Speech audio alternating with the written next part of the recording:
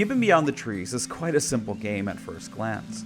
Most of the time, you'll spend swinging from tree to tree, building up momentum so that you can cross some dangerous gaps and enjoy the visuals. There's no real dialogue or text to tell a grand story, but that is not necessary for what the game is truly about. It's an interactive reminder of what humanity has done to nature and how it affects animals as a result. At the same time, it's a soothing and relaxing experience that transforms into that dark reminder of the dangers these animals face on a daily basis.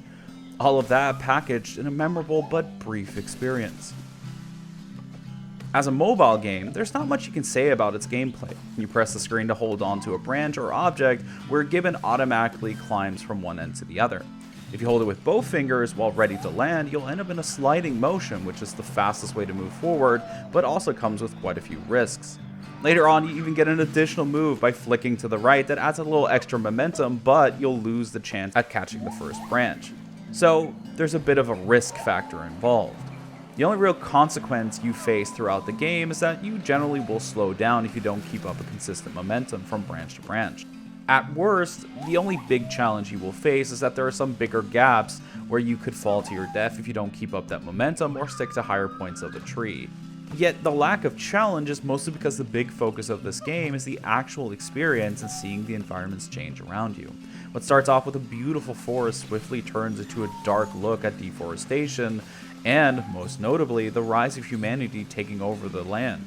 There are segments where it purposely takes you away from anything to swing off of to force you to kind of walk through these segments. There are, only until later, ways to climb once again, sometimes even with some new friends along the way, but these sections are made to kind of force you to look at what's happening to the environment. Especially one section, there's a sudden spark in danger that has a very strong thematic reason. And I just don't want to give it away, but it really caught me off guard, and it showcases once again what the game is truly about. I will say though, it's a very short experience I can probably get through in one sitting, yet it's quite a memorable one. One thing that has to be highlighted is the soundscape. As you play throughout the game, you can hear the Gibbon's soft cries, you can hear the waterfalls in the background, or even a lively populated area. Everything you witness is there to relax and take in, but it does get to a point where it wants to flip that. So it's all made with a purpose to kind of soothe you into the experience, only to catch you completely off guard.